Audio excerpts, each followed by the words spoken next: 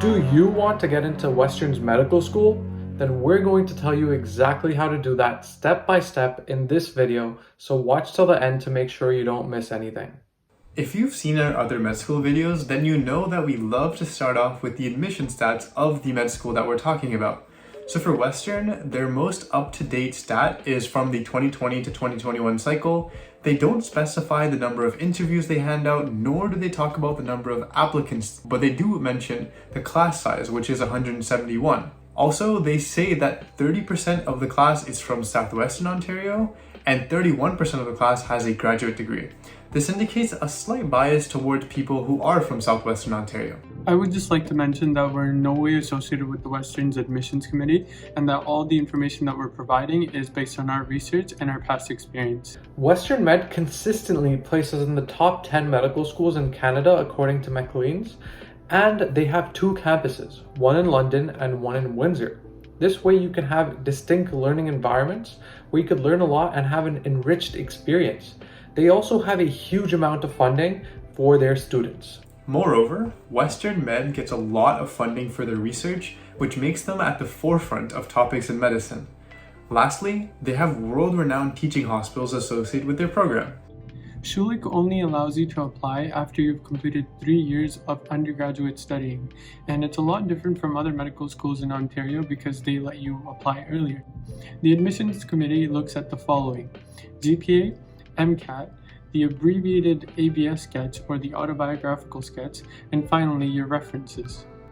As of now, Western will only be taking your best 2 years for their GPA calculation. So this means they won't be looking at any of your other years past those 2 best years. If one of your best years, academically speaking, was your first year, then 3 out of 5 full course equivalents or 6 out of 10 half courses would have to be at that first year level or higher.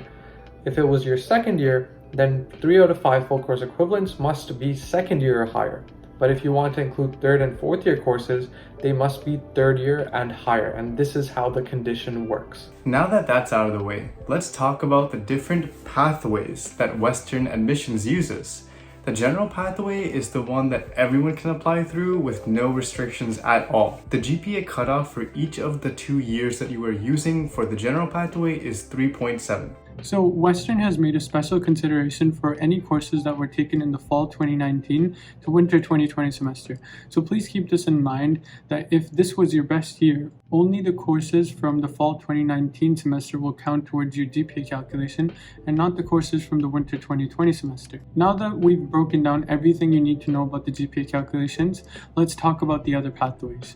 The access pathway is an option for applicants whose backgrounds are underrepresented in medicine and who may have been disadvantaged by medical, socio-cultural, or financial barriers. You'll need to provide a personal statement explaining why you want to apply through this pathway, as well as supporting documentation if you want to choose this pathway. The GPA cutoff, as well as the course load requirements, are the same for this pathway as they are in the general pathway. The last major pathway is the Southwestern Ontario pathway. Only people from these areas are eligible to apply, and the cutoffs are pretty similar to the general population and the access pathways. There are also 3 other pathways. There's the Indigenous pathway, the International pathway, and the Military Medical Training Program. If you want more information on them, check the link in the description. We did mention the GPA cutoffs from the pathways, but you're probably wondering what a competitive GPA looks like, a GPA that will help you actually land a spot in the medical school. From the admission statistics, the average GPA of accepted applicants was around a 3.87, so it's safe to assume that you'll need somewhere around there in order to actually have a competitive GPA. So I have some bad news. Although the GPA cutoff is the same for pathway and general admission, the MCAT cutoffs are not. For the pathway admission, the cutoffs for the 2021 to the 2022 cycle were a 125 for the biology, chemistry, and cars section. In contrast, if you compare that to the general pathway, you had to have a 127 in chemistry and cars and a 126 in biology. So you really have to take a good look at this, and if you want more stats, I'll show you right here to see what the average scores were at Western. But just keep this in mind. Unfortunately, Western does not take into account your Casper score when they're sending out interview invites. So you could have a first quartile or a fourth quartile and still have an equal chance of getting into Western's medical school. Western will first look at your GPA and your MCAT to make sure you've met their cutoffs. It's important to keep in mind though that the cutoffs are actually based on the competitiveness of the application pool, even though we didn't mention the values before. That means that the values could go up or down this year. After you've met these cutoffs, Western will then look at your abbreviated autobiographical sketch and your references. The ABS is an integral part of any OMSAS application, and for that matter, any application at all. So Western actually looks at it a little differently because Western has these different core values, and what you want to do is make sure you're including those in your ABS statement so Western looks at you favorably. When you're filling out your OMSAS application, you'll be prompted to highlight your top experiences that relate to Western Med's core values into what is called the abbreviated autobiographical sketch, or the abbreviated ABS. You'll also have to explain what you learned from that experience and how that experience will help you when you become a physician. The experiences you choose should be present in your ABS, but they also allow 2 experiences to not be included. A maximum of 8 activities are allowed, 2 per core value, and they do specifically state that if you use 4 experiences, which means 1 per core value, that will not make your application competitive. So you probably want to write 8 essays relating to 8 experiences. A few cool things to note is that you are allowed to reuse the same experience for a different core value, and you can even use the same material you used in the previous cycle if you are a reapplicant. There's also an optional About You section where you can talk about 2 life experiences, and you can find this under school submissions on the OMSAS website. On your OMSAS application, you'll be prompted to include 3 references. One could be academic or employment related, the second one could be non-academic or personal, and the third one could be of your choosing. But please don't include any family members or friends because they want the references to be objective. If you manage to score well on all of these factors, Western will send you an interview invite. While we don't know exactly how many interview invites they send out, other Ontario med schools send around 400 to 500 invites, so it's safe to say Western does the exact same thing. As per their website, Western indicates that the interview is 45 minutes long and you'll be interviewed by 3 people: a community member, a physician, and a senior medical student.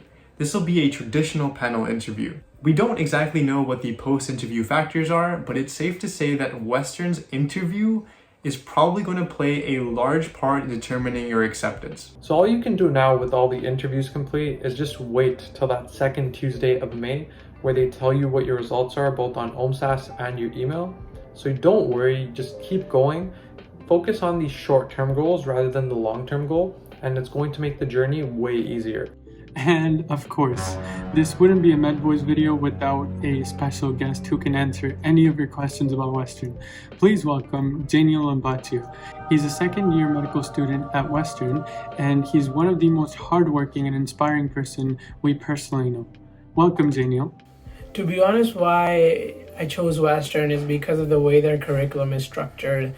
Our exam schedule especially, or the way we get tested, is organized such that it's not too cumbersome and we get some opportunity to learn as we go along the semester through these formative exams, but then we also get to consolidate our learning at the end of it by doing a comprehensive exam that enhances our learning. And this also gives us an opportunity to be not stressed throughout the semester while have time to do other things outside of our lectures, including things like extracurriculars, sports, and even shadowing, which is integral to our learning. So I really like that about Western.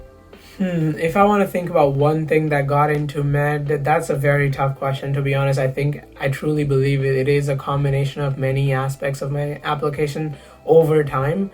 However, I think the major difference between last year and this year of applying was that I rewrote my MCAT and then I was able to get a higher CARS score, which I think is very, very important, especially in most of the Ontario schools, especially Western. So I think that was the game changer for me, but I do think that there's other factors, like Western now looks for ABS essays, and those are very important. That comes from your experiences. So all of it matters, but for me personally, that MCAT score is what changed it for me.